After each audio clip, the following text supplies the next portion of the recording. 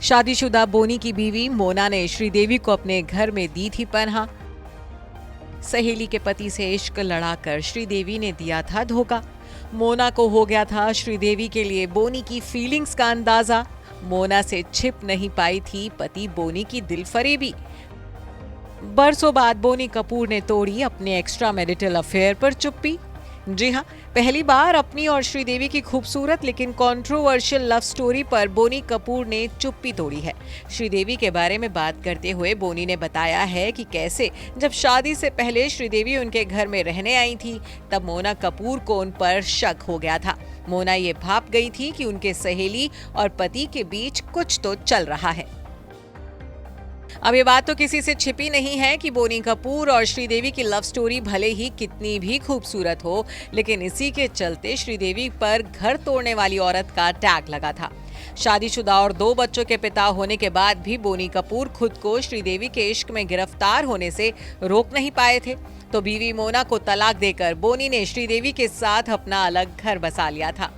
श्रीदेवी अब हमारे बीच मौजूद नहीं है। उन्हें खोने का गम आज भी बोनी कपूर के दिल में ताजा है। और अब अपने हालिया इंटरव्यू में बोनी ने श्रीदेवी और अपने एक्स्ट्रा मैरिटल अफेयर से लेकर अपनी पहली बीवी मोना को उन पर शक होने तक के बारे में बात की है।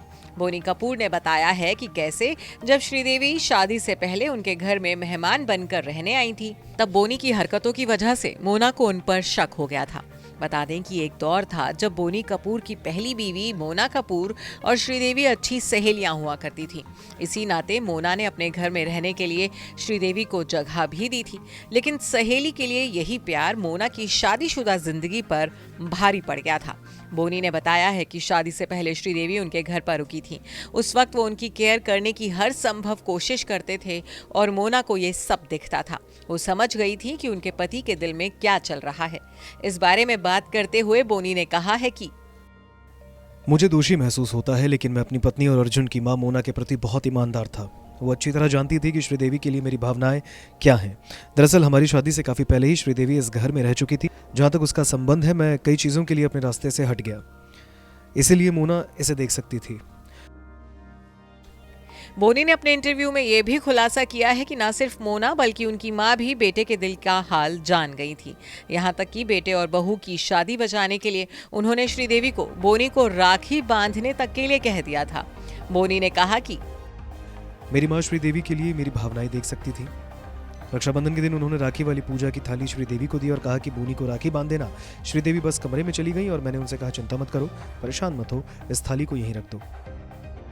गौरतलब है कि बोनी कपूर से शादी से पहले श्रीदेवी मोना कपूर की बहुत अच्छी दोस्त हुआ करती थी। मोना ने श्रीदेवी को अपने घर में रहने के लिए जगह तक दी थी। हालांकि बाद में सहेलियों का ये रिश्ता सौतन के रिश्ते में बदल गया था, जब बोनी कपूर ने मोना को तलाक देकर श्रीदेवी से शादी कर ली थी।